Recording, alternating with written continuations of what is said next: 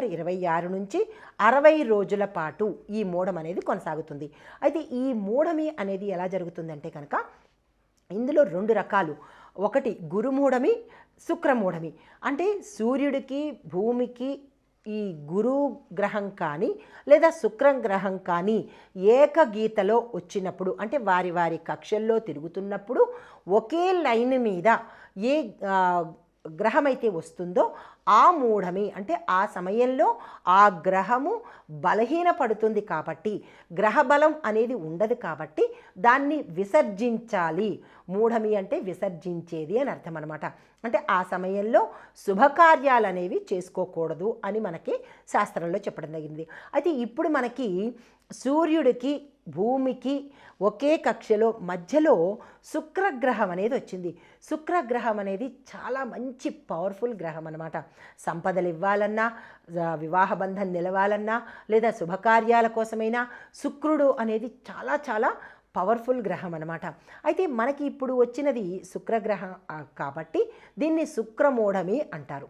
ఈ సమయంలో మనము పెళ్ళిళ్ళు అనేది చేసుకోకూడదు, దీంతోపాటు శుభకార్యాలు అనేవి చేసుకోకూడదు. అయితే ఏవి శుభకార్యాలు చేసుకోకూడదు అనేది మీకు వివరంగా తెలియచేస్తాను.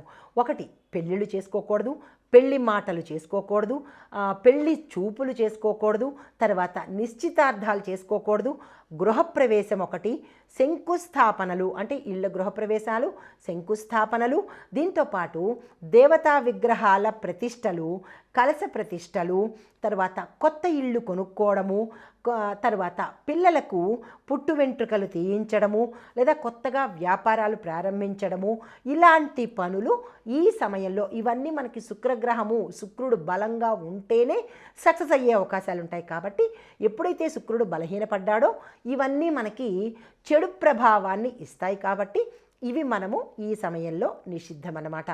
దాంతోపాటు మరి ఏవేవి చేసుకోవచ్చు అంటే కనుక సీమంతం చేసుకోవచ్చు, అన్నప్రాసన చేసుకోవచ్చు, నామకరణం చేసుకోవచ్చు, తర్వాత హోమాలు, గ్రహాల శాంతులు, దీంతోపాటు నిత్యకృత్య పూజాధికాలు ఏవైతే ఉంటాయో మనం నిత్యకృత్యం చేసుకునే పూజలు, పునస్కారాలు, వ్రతాలు, తర్వాత ఉపవాసాలు, ఇలాంటివి చాతుర్మాస వ్రతాలు, ఇలాంటివన్నీ మనము ఈ మూఢ సమయంలో చేసుకోవచ్చు అనమాట.